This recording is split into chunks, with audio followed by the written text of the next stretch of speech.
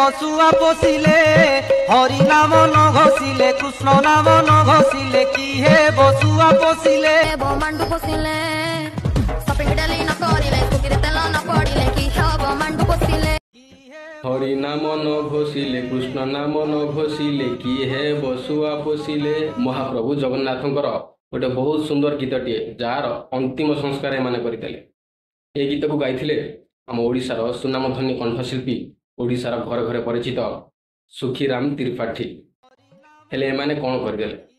ଏମାନଙ୍କର ଦୋଷ ନୁହଁ, ଯେଉଁମାନେ ଏ ଗୀତକୁ ନୂଆ ରଙ୍ଗରେ ଅଳଙ୍କୃତ କରି ଆମ ସାମ୍ନାକୁ ନେଇ ଆସିଛନ୍ତି ଆଉ ଆମେ ତାଙ୍କୁ ଶୁଣୁଛନ୍ତି, ସେମାନଙ୍କର ଆକ୍ଚୁଆଲି ଦୋଷ। ପୂର୍ବରୁ ଅନେକ ଗୀତ ଏମିତି ମଧ୍ୟ ହେଇଛି। ଆମର ହ୍ୟୁମାନ ସାଗର ଭାଇ ସିଏ ମଧ୍ୟ ଅନ୍ତିମ ସଂସ୍କାର ଗୋଟେ ଗୀତ କରିଛି।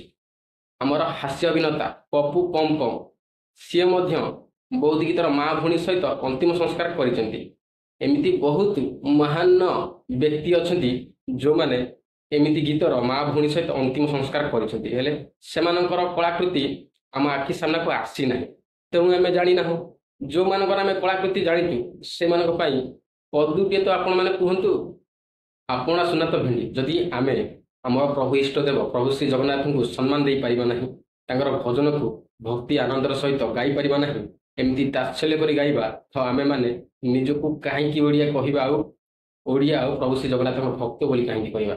କଥା ଆପଣମାନଙ୍କୁ ଭଲ ଲାଗିପାରେ ନ ଲାଗିପାରେ, କିନ୍ତୁ ଯେଉଁଟା ସତ ସେଇଟା ହେଉଛି ସତ। ଆପଣମାନଙ୍କ ପାଖରେ ମୋର ଏତିକି ଅନୁରୋଧ, ଏହିପରି ରଙ୍ଗାତ୍ମକ ଗୀତିକାରମାନଙ୍କ ପାଇଁ କିଛି ପଦେ ତ କମେଣ୍ଟ ବକ୍ସରେ ନିହାତି କହିବେ।